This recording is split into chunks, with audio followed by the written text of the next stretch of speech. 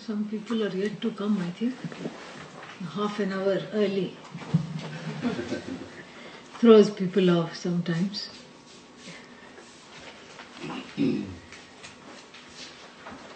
We'll wait for a minute and then start.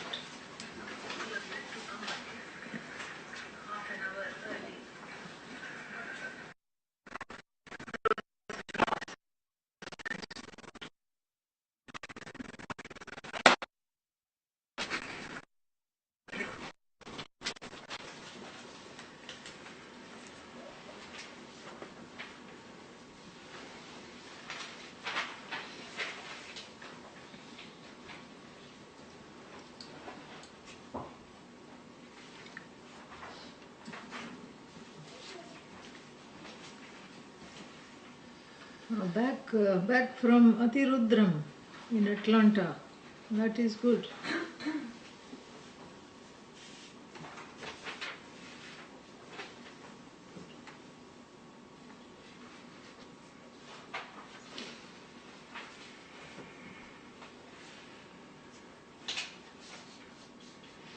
Last day, yeah. Wonderful.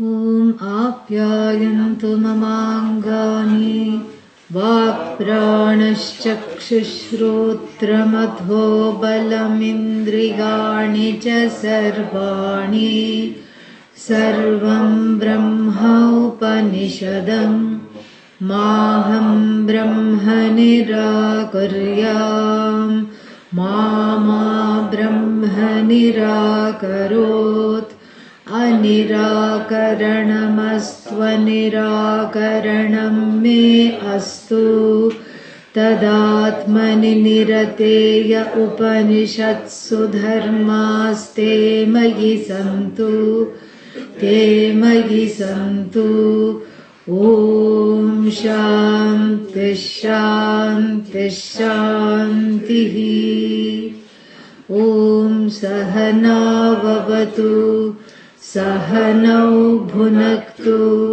Sahaviryam Karavavahai Tejasvinavadhitamastu ma vidvishavahai Om Shanti Shanti Shantihi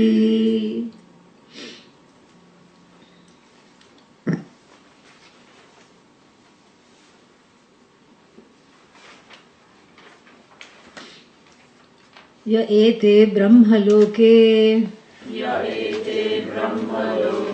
tam va etam devaha atmanam upasate tasmat tesham sarve cha loka. And it's not aptaha, that's a mistake. Attaha. Sarve cha kamaha. Sasarvamscha lokan. Apnoti. Sarvamscha kaman. Yaha. Tamatmanam anuvidya vijanati Iti ha prajapatihi uvacha prajapatiruvacha. Yeah. This is concluding the teachings, and what is the sum of the teachings before we even get to the verse, so that we understand the beautiful progression from the Mahapratigya, which was what? Atma apahata papma, and how that itself was unfolded in the first verse, in the first mantra, and the first mantra becomes a thesis statement for revealing the purport of the entire chapter, or the entire 8th chapter. And here the method that is, there are certain pedagogical methods, tools that have been deployed that I want to take the time to point out. We'll use half of the class for that and the other half for the, much beloved inner child, and looking at it from a practical perspective. But this is very interesting.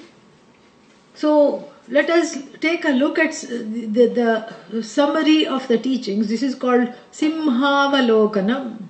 Simhavalokanam means the lion, after having the lion's share.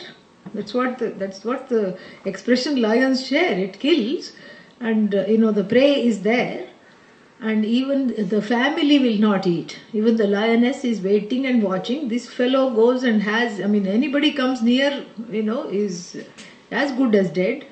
This fellow eats everything, and whatever he leaves behind, they eat. And he walks away from the food, and as he walks away, he looks back. Oh, not bad. This is called Simhavalokanam, and metaphorically, it becomes the method through which we revisit, at the end, what we have been able to accomplish. What we have ingested so far, just like the lion, We have not ingested any prey. We have, prayed for not falling, into the wrong notions of the Atma, falling prey to the wrong notions of the Atma. And so this is a Simhavalokanam, a summation of both the essence of the teaching and the pedagogical tools that are involved, because the two cannot be separated. They are married like Lord Shiva and Parvati. Very interesting. So in the first mantra itself, apahata papma, and everything was vijaraha, vimrityuhu, vishokaha. So we can very clearly see that the methodology involved in the teaching is what? Na iti, na iti. Yeah, at least the first part of it is na iti, not like this, not like this, not like this, not like this, not like this. Not thus. And the negation becomes a very powerful pedagogical tool of the teaching. Precisely because the I is mixed up with the not I. And so the separation becomes a very important beginning tool. In order to see the mix-up and in order to negate whatever doesn't belong, as a strategic exercise, it's an exercise, as a pedagogical exercise. You sift and separate only to unite at the end. So that is one of the, key ways this knowledge is given here. Not this, not this. You point to the body, not this. And that na iti continues throughout all the mistakes that both Indra and Virochana at the beginning and Indra, in the latter half of the chapter continue to make. And each mistake is negated. And the mistake itself is made. Why? Why is the mistake made? Because of lack of clear vision. Because, And lack of clear vision is another way of saying lack of preparedness. And the preparedness is also taken care of by Prajapati saying, dwell here for only 32 more years. 32 more years. And so like this, the preparation is taken care of along with the teachings, which is actually a very sound way to understand this. Because otherwise, being perfectionists, most human beings will say, I'm not ready for the teaching, so I'm not going to attend the class because I'm still low on Shama, I'm still low on Dama. And so here is a very healthy way of getting the preparedness shown by the Upanishad and also side by side pursuing the knowledge, whereby it is revealed that the more clear I am and the more prepared I am, the same knowledge was given right from the beginning to the end, but that same knowledge starts to talk and speak to me in a more clear and deeper way. This is what is understood. So this na iti, neti neti is a very important part of the teaching. And the negation, as I said, is required because the wrong notions and wrong attributes are affirmed for that which is in essence attributeless. So the attributes are negated. And then how is it united? It's very interesting. The not I is brought in as a mere casing, an upadhi for the I to inhabit. Starting with this body. Very beautiful. So the not I is not thrown away. It is suspended in our minds, in our analysis. It is sifted and suspended and set aside in order to get to that presence which abides all upadhis, and the upadhis being mithya, being dependent on that presence, they are not self-standing. All that is self-standing is the I, which is free of all upadhis. This is a very effective way. The neti neti is an effective way to understand this. But the neti neti is followed by iti iti, otherwise we become Buddhists instantly. That's the main thing to understand. It's not that you keep negating, you keep negating up to the negator. Then the negator cannot be negated. That is the whole idea. If the negator cannot be negated, then the negator, even if the negator tries to negate oneself, that negation, that act of negation only affirms the presence of the negator. And that presence alone abides all things. In fact, the word vastu, which means thing, is only used for the Atma. Everything else is a no thing. Yeah, no thing, and Atma is the only thing. So anything that enjoys thingness is because of the thing, without which everything is nothing. Don't ask me to repeat that. It's beautiful. It's so beautiful. So this is the teaching method here, which percolates and pervades the entire 8th chapter very beautifully. And within this large rubric of the neti neti and iti iti, the negation and the affirmation, which are happening simultaneously, as this is unfolding on this canvas of neti neti iti iti, there are a few other pedagogical tools that we can appreciate, that are ornamenting the entire chapter, that we can appreciate. The main one, which Adi Shankara points out in the Bhashya, is called Shakha Chandra Nyaya. Nyaya is a kind of a logic, a kind of a thing. And there are 40 such Nyayas. And we have seen some of them. The Hali Deepa Nyaya. Remember what that one is? The light, the light which is kept on the compound of two yards. Which one is it going to? Which yard? Which compound is it going to light up? both of them, it's going to illuminate. So that is Dahali Deepa Nyaya. And then what else have we seen? Prathama Malla Nyaya, we have seen that. What is that? How do you become a wrestling champion?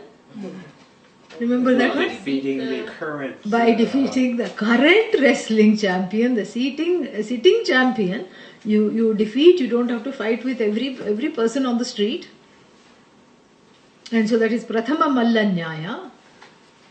And then here another Nyaya is used, which is also used in the Taittiriya Upanishad. And when we studied portions of that, I had pointed this out, so it will speak to you. Shakha Chandra Nyaya.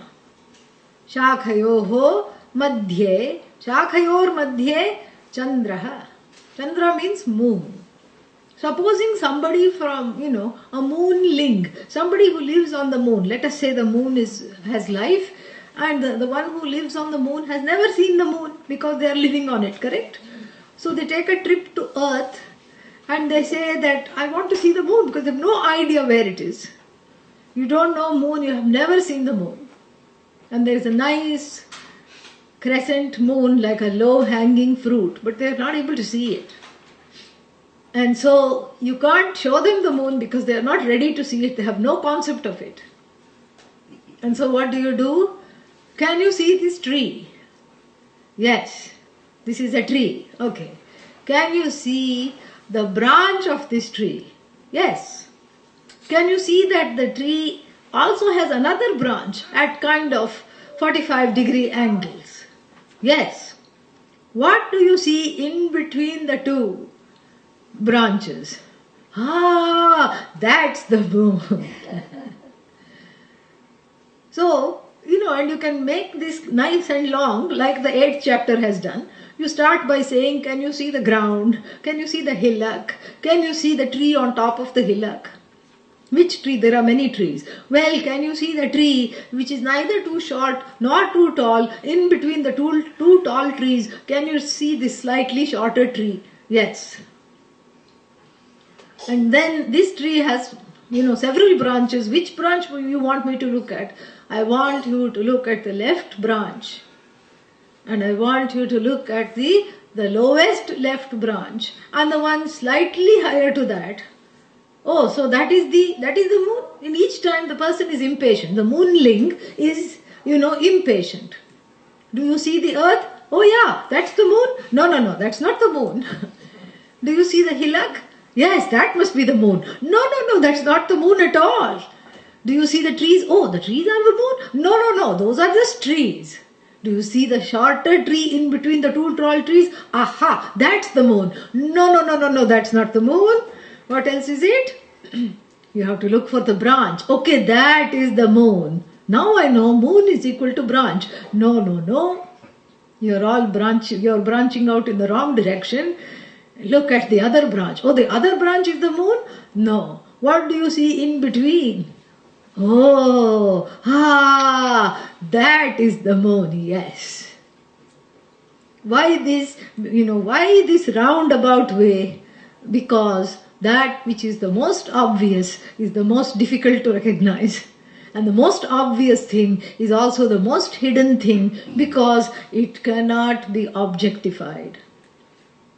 And the student who has come to study this, who has come to understand the self, who has come just for that same purpose, and even though one may see the fact that, it is very difficult to objectify, and yes, I know it's impossible to objectify and it is me, but still, because of lack of preparation and because of usually, there not being enough Shraddha in the operation of the pramana.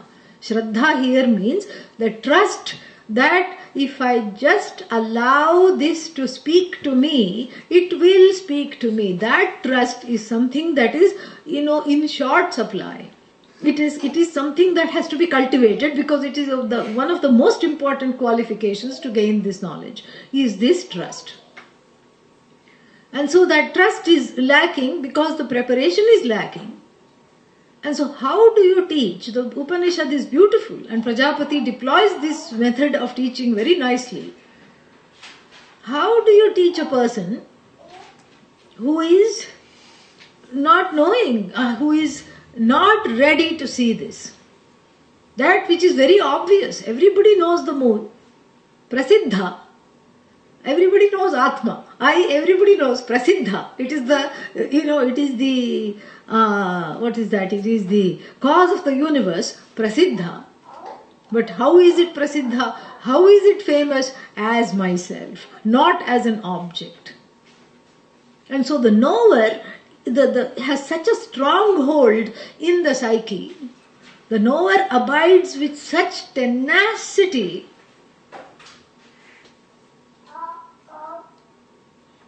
that it is very difficult to displace the knower. And if you tell the knower, get up, leave, I'm going to teach, the knower says no. Yeah. Would you mind sitting on the floor and letting Rahul have the chair? No. Yeah. No. Yeah. Please. You're okay? Chair is not beneficial. Okay, you sit where you're comfortable. Yeah. Then, the more you tell the knower, you need to get out of the way. The knower says no. The knower says, this is all I know. And this is how I have come to know each and everything. And if you say Atma is the thing, this is how I'm also going to know this thing. Because this is how I've come to know everything. Oh, but that everything is mithya. Mithya. What mithya all the time you're saying? If all my knowledge, means of knowledge works for mithya, then it should work for this also. Why can't it work? So this is the reason why, a roundabout method, what appears to be a roundabout method of the teaching has to necessarily be deployed, because the mind of the students all turned around. It's a roundabout way. And this knower is ahankara with identified, the I notion, identified in a place of control and in the place of controlling the world through objectification of each and everything in it. And this is what, when you see the process of colonization, this is what the colonizers did. The British came to India and went so many other places. And what did they do? They put everything in boxes. Everybody was in a box. Everything was in a box. And then you start naming things. So all the road names were changed. All the road names were, Curzon Street. And, all named after the viceroys and the vice-chancellors and all these people, governors, and Mountbatten Road, Curzon Street, all this. And after independence, then all the governments that came into power, the main agenda was to change back Curzon Street into Shivarama Krishna Iyer Street, back to that. And the people living on Curzon Street were very ashamed that their street had been changed back to some local hero with a long name. Indian names are very long. And everybody used to be ashamed because they were all kind of internally colonized. So the point is to illustrate that this power of naming and the power of objectifying is a very, tenacious power. And to displacing that is not easy. That's why you have to deploy a trick. A trick means a pedagogical trick to make one see that which is already a swatha siddha vastu. To make one see that thing which is already self-established. It doesn't need a pramana.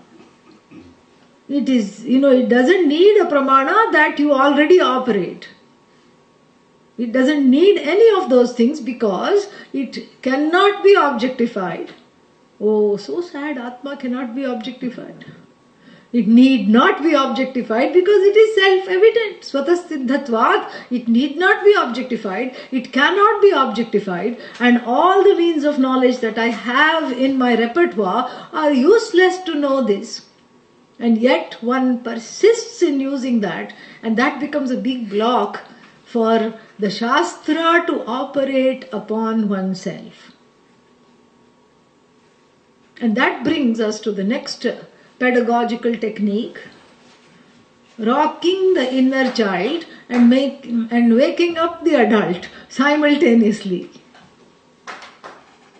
Because the inner child is this resistance, embodies this resistance, the fear of what will happen. Because the main fear on part of the inner child is for it to be decimated. It is afraid that it's going to become nothing. And it was already abandoned, it was already neglected, it was already in pain, and nobody took care of it. And now it is going to be annihilated. That is its fear. And so the inner child might dig in its heels as the knower, or perhaps it's just the ahankara as the knower, whatever it be. So the two things have to be taken care of simultaneously, at the same time. And here we see how beautifully Prajapati handles this. We have already seen that. This is just a summary. And the Shakha Chandra Nyaya, we see how it does that. It is the person seen in the eye, meaning the eye of the eye of the eye, that which makes one see, which itself is without sight, without being the seer, without any status. It is the presence without which there is no seer, without which there is no seeing, without which there is no sight. Itself is sightless, seerless, statusless. That was the intention. It is the Purusha seen behind the eye, and of course they came to their own conclusions. And the conclusions were affirmed as a way of just allowing the knower to just be pacified. Because the knower cannot be suddenly removed, because the student has to be ready. The Shraddha, it has to come slowly in the Pramanya of the Shruti, in the power of the Shruti to speak to me. Because usually the knower is accustomed to being in charge of the means of knowledge. And in this particular means of knowledge called Veda, Shruti, you have to be what? You have to be led. You don't operate it. It operates upon you. Yeah, that's why there is a feeling of out of control. And then people often say, I was fine until I started to study Vedanta. And then something happened. Therefore, what is the culprit? Vedanta is the culprit. Vedanta is not the culprit. Vedanta just brings to light everything. And if you study Vedanta and notice a few cobwebs in the mind, it is just because it is lit up. It was lit up there for you to see and then do some housekeeping. Top story housekeeping. That's basically what the whole thing is. And so now, this means of knowledge operates upon one. And as we know, in any operation, in any local operation, the patient has to be anesthetized, correct? Yeah. Without that, how can the operation take place? In fact, the anesthesia is as much for the benefit of the patient as for the doctor. The doctor doesn't want you to say, are you using the right size scalpel? Are you cutting in the right place? Are you doing this? The doctor doesn't want your input. In fact, your input is useless. And so you have to trust the doctor. Before that, you have to trust the anesthesiologist, who you have never met. Surgeon you have met, but the anesthesiologist is new, you don't even know. And you are already on the gurney being wheeled to the operation theatre. So, I am your anesthesiologist. Okay. What is your weight? That time nobody lies about their weight.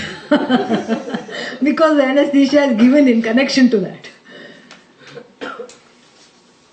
And then they will say, please sign on the dotted line. And by that time, you're already stressed about the surgery, and then you're already in the operation hall, and you're seeing all these instruments, and the surgeon is behind the gown and the mask. You're not even making eye contact.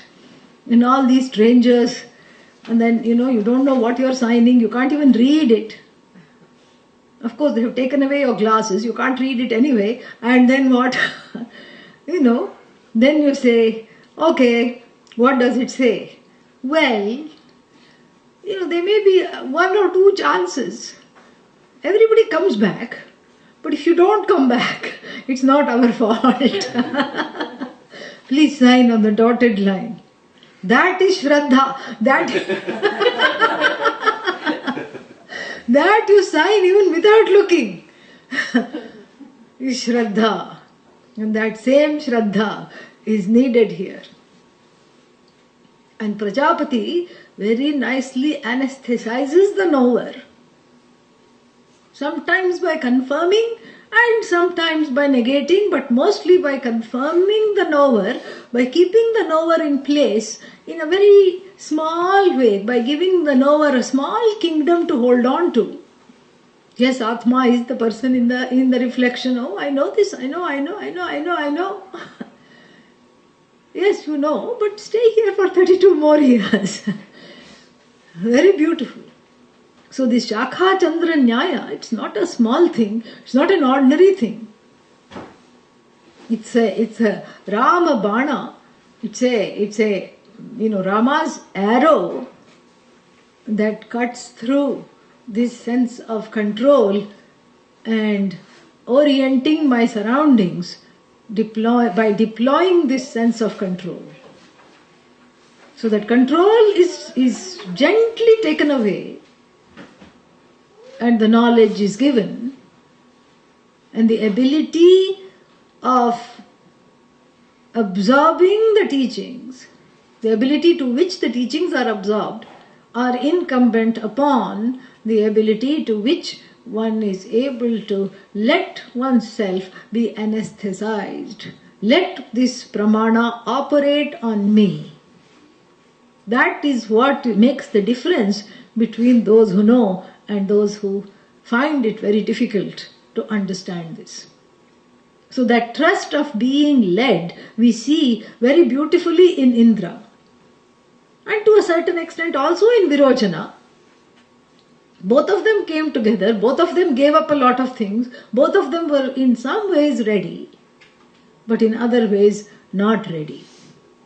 And we also saw the costs of not readiness. What happens? You go away, as Prajapati lamented yesterday in the class.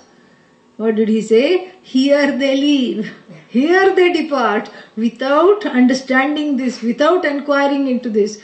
And then it's one thing if you go without inquiring, but what he meant is, if you don't inquire, the Atma becomes a sitting duck for wrong conclusions.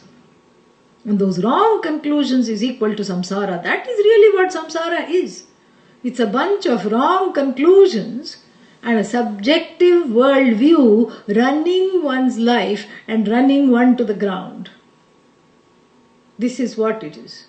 And so these wrong conclusions are suspended. The wrong conclusions are removed. First suspended, then removed. And that is why Indra had to come back and dwell for another 32 years. And then another 32 years. And then 5 more years.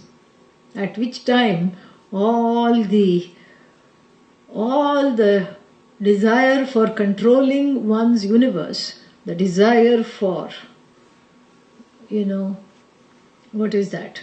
The raga dvesha to preside over one's worldview, all that was already gone. And then the knowledge very easily comes to rest, because the knowledge is not being given really. all the encumbrances and the resistance are being removed to seeing what is already plainly understandable because it is you. And that's why this knowledge is not dependent upon memory. It doesn't have anything to do with memory. Atma is not dependent upon memory. Memory is dependent upon Atma. That's why you can say, I am not remembering things very well. You are observing that. Because it is you. And so, Indra understands this. After 101 years of living in close proximity to the teacher and the teachings. And Adi Shankara in the concluding mantra, in the bhashya of the concluding mantra that we just read, we are going to come to, he says something very beautiful. He says that lest we think, who has the privilege of staying 101 years with the Guru? Just a lucky one like Indra, who happens to be a celestial, so the timeline is different. And who happens to have a lot of punya, because don't think Indra means, it's an ordinary fellow. Like the name suggests, it's all luster and blessing, all punya. You see, we believe that to be incarnated in a body on the earth or an earth-like place, one has to have a mixture of papa and punya. And then to have a body of an animal, plant, animal, insect, etc., it is papa pradhana sharira. So, primarily, papa overpowers the punya. And even though there are some differences. I told this story once before also. When I was young, we would all run out on Sunday afternoon to see this. To see this very strange sight. In the place where I stayed, there were hardly any vehicles even on the road. Nobody owned anything. Nobody owned vehicles. Small town. And there was this rich people who lived on top of the hill. And they had this Impala car. It was always rubbed down and kept in mint condition. And then the chauffeur would come and take it for a drive. And all the children in the neighborhood came to watch this. And what they came to watch was not the car. The car had convertible. It was the thing, the top could be off. 2 huge huskies, those Alsatians, one on each side, going for their weekly drive. And they hated children, and they would see us and bark, bark, bark, bark, and we would run after the car as much as we could. Teasing them, I suppose. Or not even teasing them, we were so fascinated that there is a car just for dogs, So all dogs are not alike, even though there is an expression, every dog has its day. These dogs had a very good day, very good time. Free things to bark at. These pesky little children, nice open air drive, and compare that to the local moti. Every dog in India is called moti. The local moti is usually 3-legged, nondescript brown red fur, and it's the target of every street urchin. It hangs around the fishmonger. Fishmonger says shoo. Then it goes across to the bakery across the street, and the baker says shoo. Everybody keeps saying shoo, shoo, and throwing shoes and throwing everything. And it has come under several cars and then survived. And then it is not, even in the dog life, there is the Papa Punya hierarchy is there. Yeah. First world dog, imagine. Third world dog, yeah, there is a big difference. So then there is Punya Pradhana Sharira. There is even a celestial dog called Sarama. Yeah. There is a story about that, Sarama, and I'm tempted to tell it, but I won't. But I will say this, that in Sanskrit, translation is everything. So the Sarama had some babies and the story goes. And the translator, very unfortunate translation, the story was translated thus: Sarama, the divine bitch,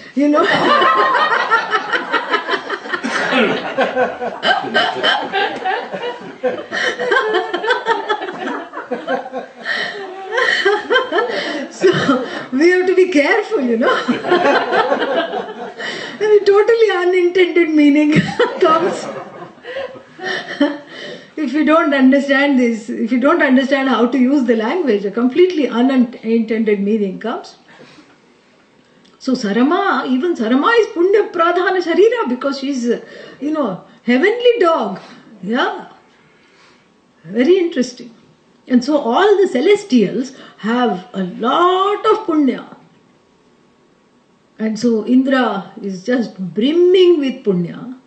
And so lest we think, Adi Shankara says in the Bhashya to the last mantra of this chapter, lest we think that this is just for Indra who has so much Punya, who has the privilege of remaining with the Guru for 101 years. I mean, are you crazy? And if you are tempted to say that, Adi Shankara says, stop. Don't go there. Why not? Because you are just reinscribing what was already negated for the Atma. What was that? Remorse, regret, feeling singled out, feeling like I don't deserve this. He says the purport of the story is entirely different. Indra becomes a shining example of the parampara in which we all have the privilege of having the teaching close to us, having the teacher close to us, if we want, even to this day. That is what to take out of this story. Not to just keep reinscribing and rehearsing the same pain that has already been addressed, negated, cleaned up, negated for the definition of the I.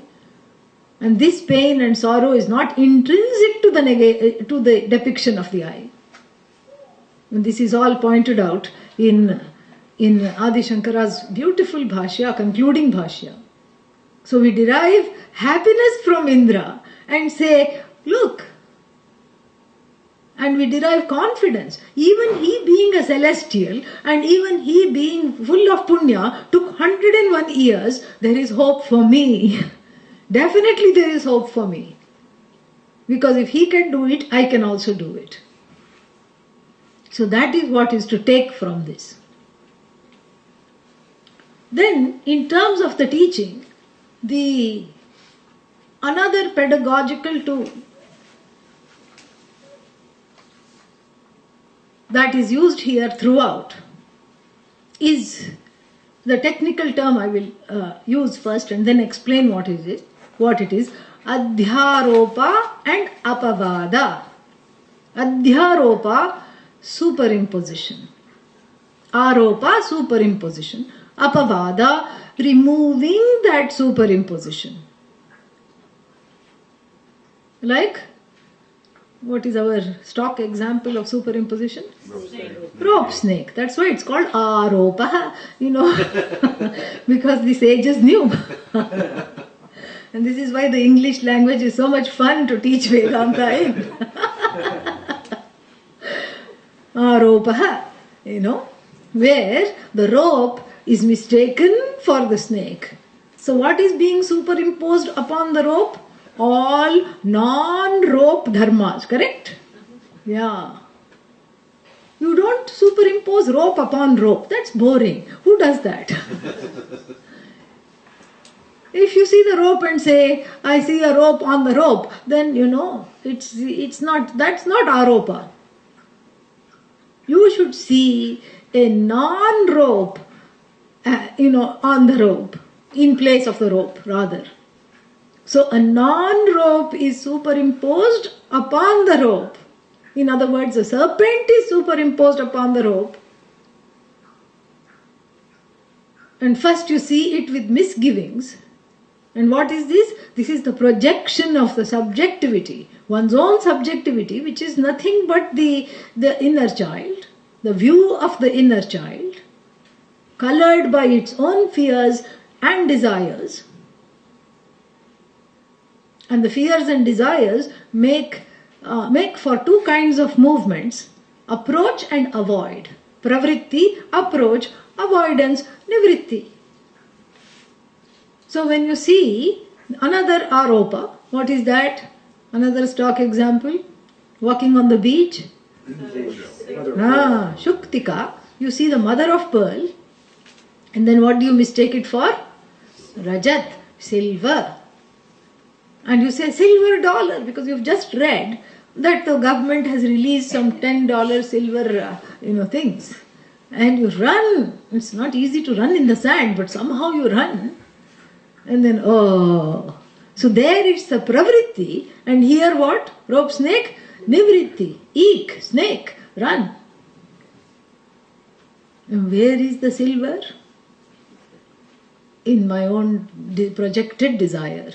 Where is the serpent? In my own projected fear. That's why when the rope is diagnosed and understood as the rope, the serpent, you don't see the serpent slithering away. It's not that the serpent was covering the rope and it slithered away. What happened to the serpent? That projection is withdrawn. That projection, which was released, has been withdrawn. So adhyaropa means a superimposition. Apavada, the negation of this superimposition. And we see this method beautifully, deployed. And somebody wrote in some Vedanta text, there is a verse, one half of which reads, Adhyaropa apavadabhyam nishprapancham prapanchyate. That which is free of the five elements and elementals, that Atma is now populated with the five elements, etc., is seen as populated with the five elements because of this dual pedagogical tool which comes in pairs called Adhyaropa and Apavada. Very beautiful. And so here what is the Adhyaropa and Apavada? So that being which is bodiless, mindless, senses-less, free of body, free of mind, free of senses, free of raga, free of dvesha, free of old age, free of disease, free of death, is seen deliberately as being possessed of attributes, and then the attributes are questioned and the attributes are slowly negated to be able to see the being as it is. But then why bring in the attributes? Because the attributes are already there. Why talk about the mix-up? Because the mix-up has already happened here. And that's why Prajapati's first instruction is it's the person seen in the eye. Oh, in the water? Yes. In the land? Yes. In here? Yes. In the mirror? Yes. So body is Atma. For 32 years they are laboring under this misconception. Body is Atma, and this misconception is affirmed before it is denied. It is affirmed because it's already affirmed as a conviction right here in the head. It's already affirmed. In fact, one is convinced that Dehoham, I am the body. One is already convinced. So the teaching is not, that's why the teaching is not, leading, the Prajapati is not misleading the students. Prajapati is just confirming that this mistake is existing. This mistake you have already made. In fact, it's a mistake. That's what it is. And so this mistake you have already made. And then what? No, that's not it. In fact, the Atma is not the one with the body. It is the one who is the dreamer. The next thing he was told. It is the one who is dreaming. Perhaps Prajapati said it is the one that, in the dream, the one that is capable of projecting, sustaining and taking back all the projections. That's what the Atma is. So now the Atma has a new epithet. Superimposed upon the Atma is the status of the dreamer. The Atma is free of that status. Essentially free of that status, but sports that status. And mixed up with that status, there is wrong knowledge. And that mix-up has already happened. Prajapati is not doing that mix-up. Prajapati is affirming that the mix-up is taking place and is highlighting that mix-up in order to sift and separate and see the Atma. See the Atma means know the Atma. This is what is called Anveshanam. The enquiry is very thorough. And the examples that are used in this Adhyaropa and Apavada are examples not just from everyday life, are intimate examples having to do with the universal yet private experiences of waking, sleep, dreaming. They are universal and yet very private to me.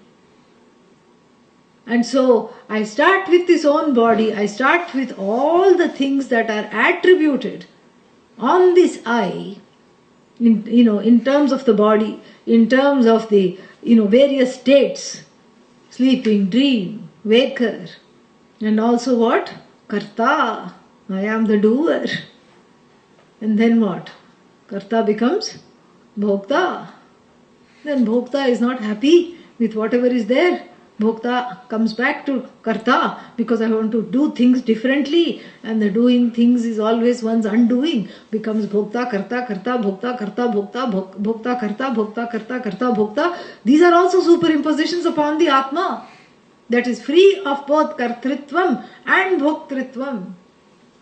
And all this is shown through this teaching methodology, Adhyaropa and Apavada. So it's not that you deliberately superimpose, you highlight the superimposition and then negate it. Because without highlighting it, it cannot be negated. And in the same vein, the unconscious is also a superimposition upon the Atma. It has to be. How can it not be? The unconscious is a superimposition upon the Atma, because everything is a superimposition.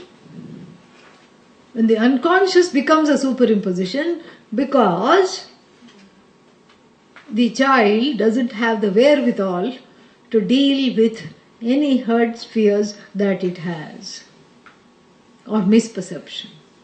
So it internalizes everything, and so that the internalization is minimal and so that it can continue to grow, Mother Maya puts a little cloth over, just like when you have a chirping bird and you want it to go to sleep, you put a cloth on the cage and then the bird goes to sleep. So here too, Mother Maya puts a cloth, a cloak, that is called the unconscious, so that there is a split and a separation, so that the child is able to grow without being encumbered by the hurts and pains. Oh, so it is under a cloak, right? Yes.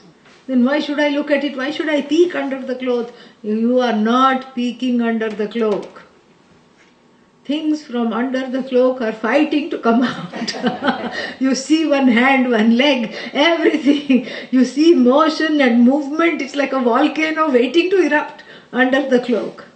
But when does it erupt? When one is an adult, when one is able to handle it, and when one feels safe enough to feel unsafe. Usually comes out after marriage, because because of all the people this one has elected to be able to stay with me. That means, the unconscious feels safe enough to say, okay, deal with me. Until marriage I was okay. Everything was okay. That's how it is. Then it comes out, like the Hawaiian volcano, doesn't stop, keeps coming, lava everywhere.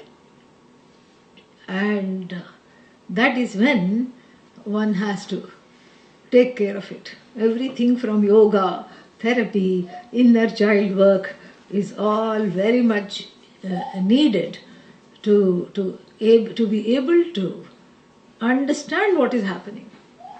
Because the temptation is to blame somebody in front. You are the cause of my despair, and if you were not in my life would go a lot smoother. Okay, remove the person. Another person comes along, then the other person also becomes a trigger, then the third, then the fourth, and finally the finger has to point back here. I always say, you spot it, you got it.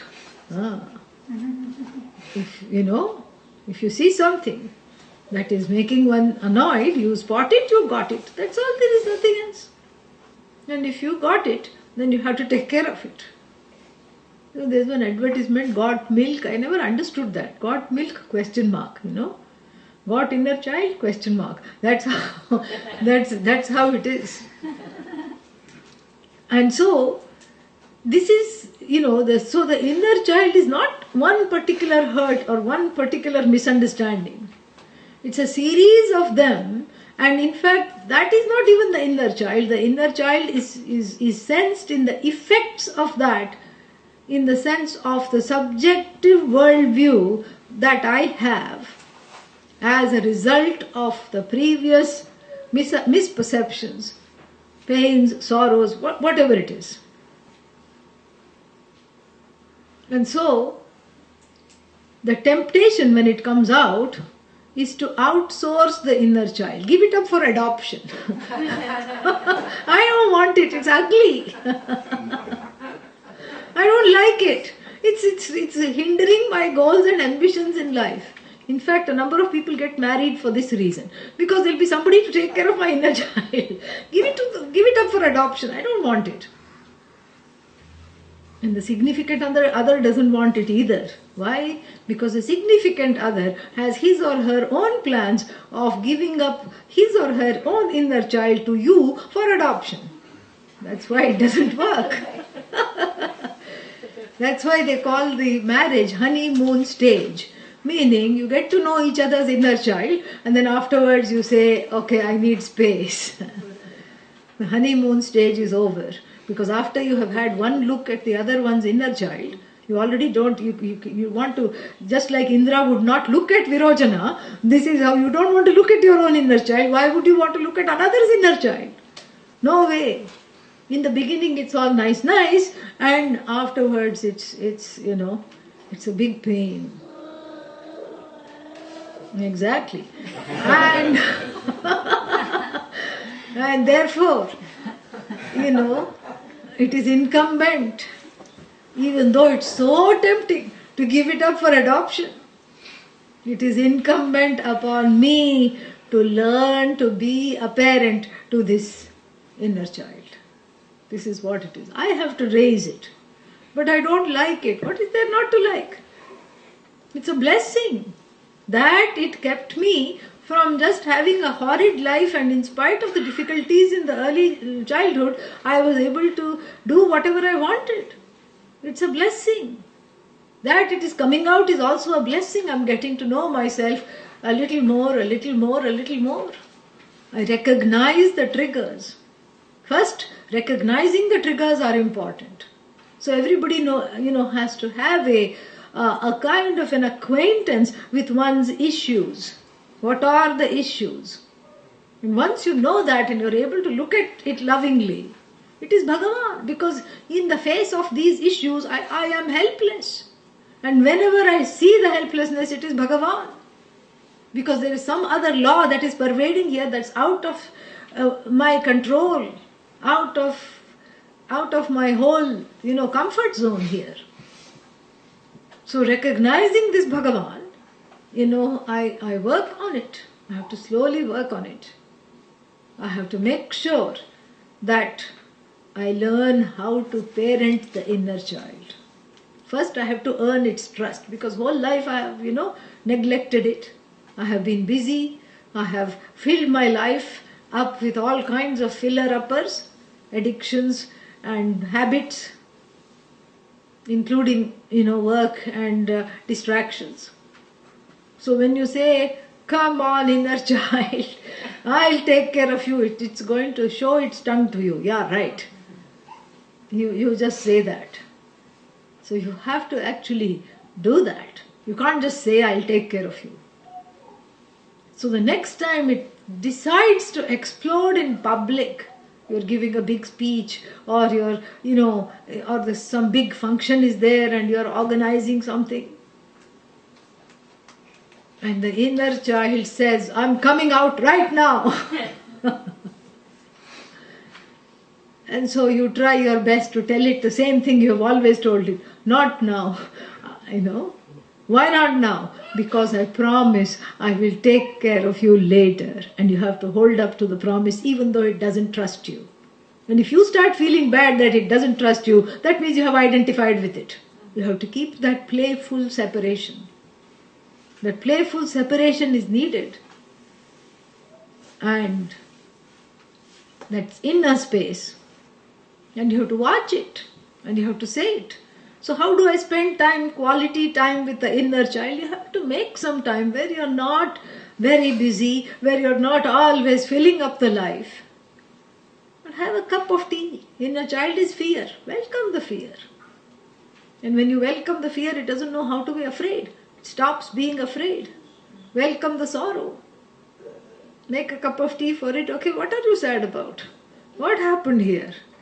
Write it out, paint it out, walk it out, hike it out, whatever it is. Whatever works, everybody has a different way. That is the safety valve. In India we use pressure cookers a lot. And then sometimes when the safety valve is dysfunctional, I saw one such pressure cooker when I was small, I'll never forget. And I went to these people's kitchen. The whole kitchen was yellow. It was dal in the pressure cooker. It had exploded. And what was fun was that the lid was stuck to the ceiling in the dal. Yeah, that's what is called blowing the lid. Yeah, this is what it is. So this is the safety valve. Without the safety valve, there is an explosion that happens. Once it starts to explode, it's like the Hawaiian volcano. Doesn't stop. Keeps coming. And so therefore, I have some ways in which to help it come along. I cannot outsource it. And also, too much pandering will just strengthen it. So just the right amount of pandering. And of course people will say, what is the right amount? It varies from situation to situation, from issue to issue. It varies. So the right amount of attention, the right amount of pampering, the right amount of addressing it, the right way of addressing it. And after a while what happens? There is a change. You don't encounter it as much. So the frequency of the eruptions of the inner child are reduced, and the intensity of the eruptions are also reduced, and the recovery time after the inner child attack is also reduced. I feel more like myself, present, curious, able to access my compassion and accommodation, less subjective, more objective. This is how one sees how much work is being done on the inner child when it starts to erupt less and less with fewer episodes, less intensity and less recovery time needed in between the episodes. Then I know I am on the right track. Inner child needs, one needs the help of Bhagavan. If you can outsource the inner child, it's only to put it on Bhagavan's lap. No one else will take it. That is why the prayer becomes a very important component of inner child work, because I'm helpless in the face of my anger. I'm helpless, I'm defeated in the face of my depression. I'm helpless in my anger. I'm helpless in my non-accommodation, my reactivity, my jealousy. And so therefore what I have to do is bring in Bhagavan. Here you created this fellow, you take care of him. Help me to take care of him. And that, when that Bhagavan becomes an altar of surrender for the inner child, we have this beautiful Murti of Lord Dakshinamurti, we have this beautiful image where the collective inner child is as though at the foot of Bhagavan. We see that. This mutant fellow, looks like a child, but is a truncated adult, offensive and defensive. And the Lord has just put his foot gently. He's not trying to squash the child. Lord has gently put the foot, his right foot on the child. Heel, H-E-E-L, H-E-A-L, both. Allowing this to take place. So it's not that it is dispensed with. The inner child is integrated through surrender and prayer and Shraddha. And of course, this is on the day-to-day level, and also an important component is Shravanam, is to keep listening to the teaching, because this is not a one-time affair.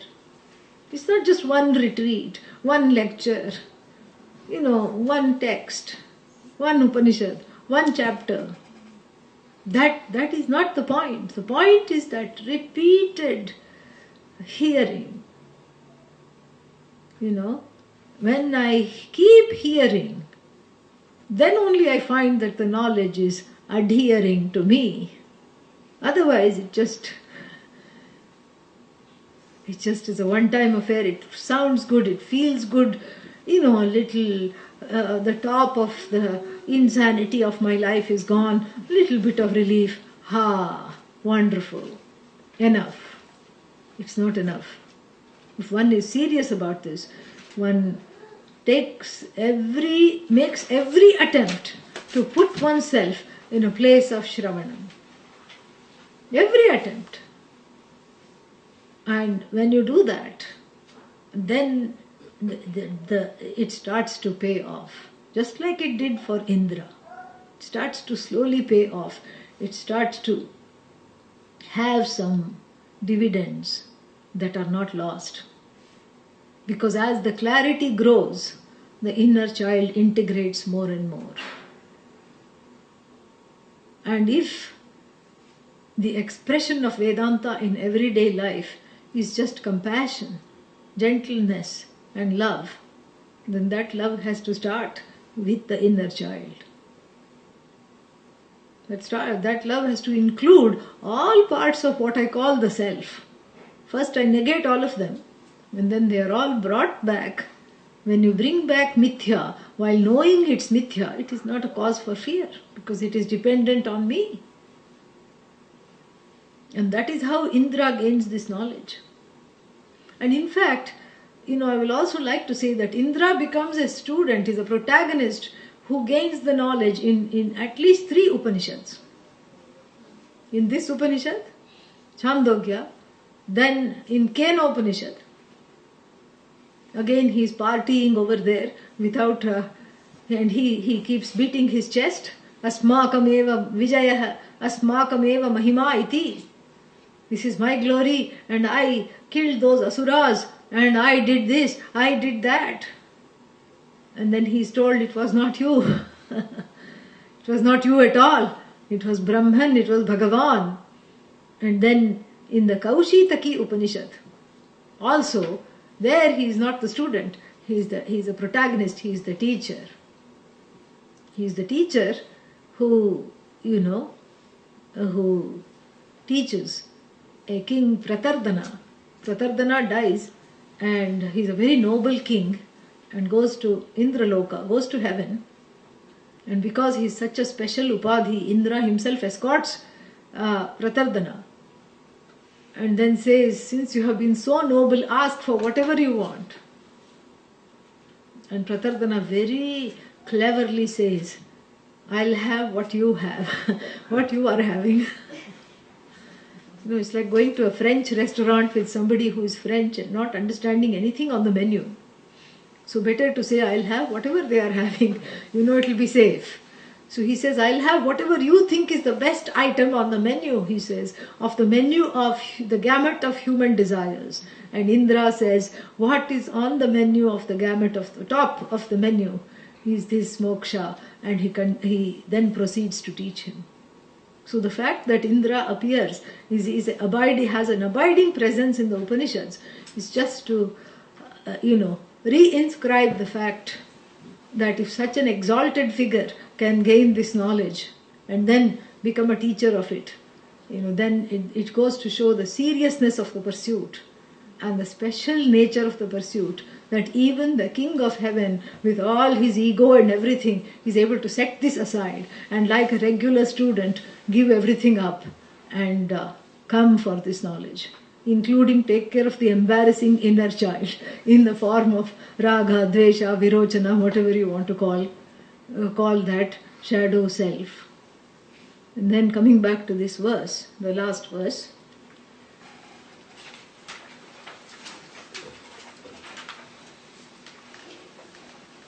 ya ete devaha brahmaloke tam atmanam etam atmanam upasate. So all the devas who are nothing but Brahman, they abide as Brahman, they are nothing but Brahman. They are not in Brahmaloka, even though the seventh case is used, it must not be seen like that. So these devas that are just, abiding, living as Brahman, then etam atmanam upasate. This, how do they spend their time?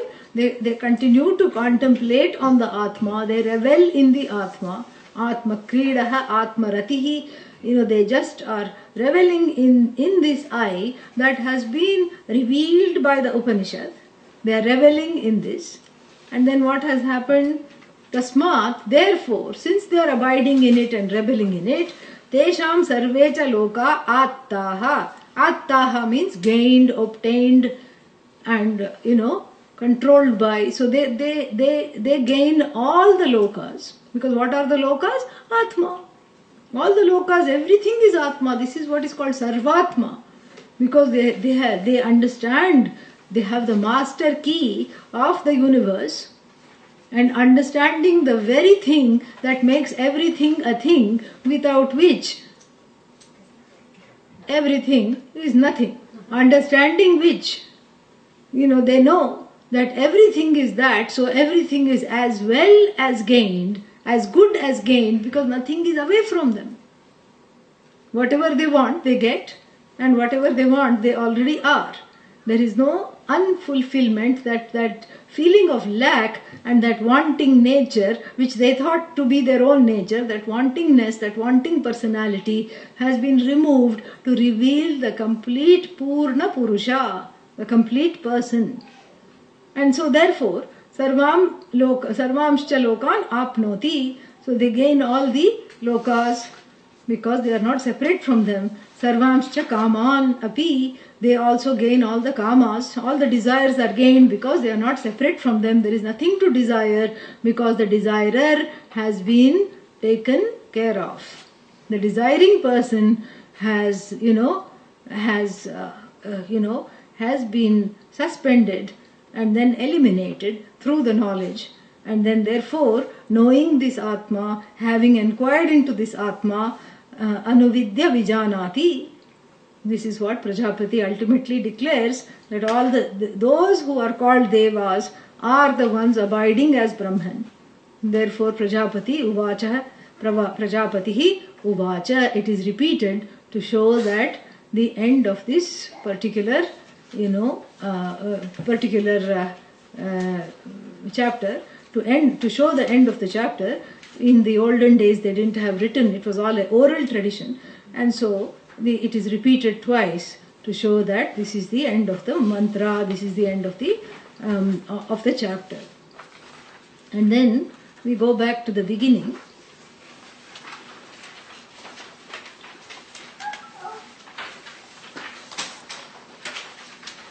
Ya atma apahata papma vijaraha vimrityuhu vishokaha vijighatsaha apipasaha satyakamaha satyasankalpaha saha अन्वेष्टव्यः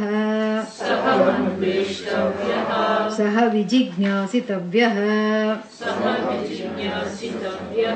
स सर्वांश्च लोकान्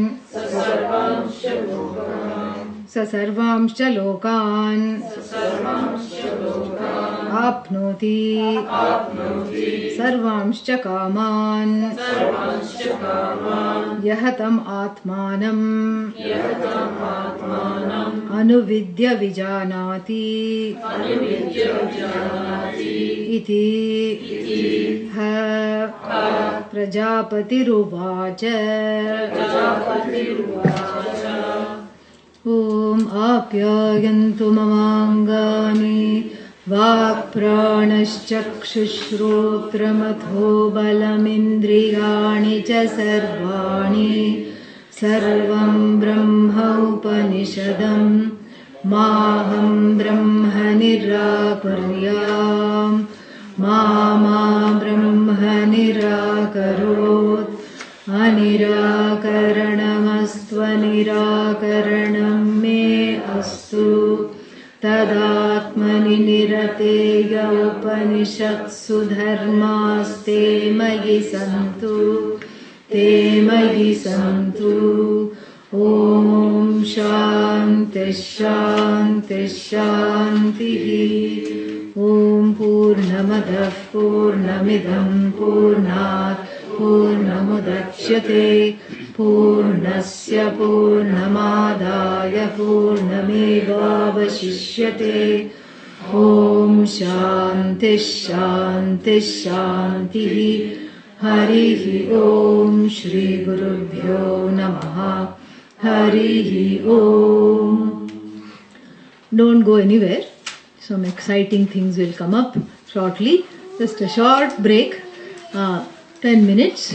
When we reconvene here, and then we will have the concluding program, and everybody will get a chance to share some things that they are taking away from the retreat and some things they have learnt, whatever touched them, whatever spoke to them. That is very nice. So, because we know that 1/4 of the learning alone takes place from the teacher. Only 1/4. Yeah. What about the other three parts?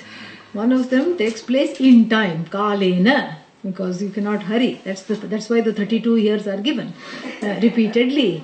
And then the other fourth takes place from the students who are studying with you. That is the whole idea, So the students who are studying with you, and some by yourself, by your own mentation, some in time, and some just a little bit from the teacher, really. So in that spirit, we always at the end of our courses and retreats, we have some time, whenever possible, we make the time to for everybody to share. And today we are happy that there is a lot of time for everybody to share that. And then we will have prasad, farewells, and so just a short 10-minute break, and then we'll come back.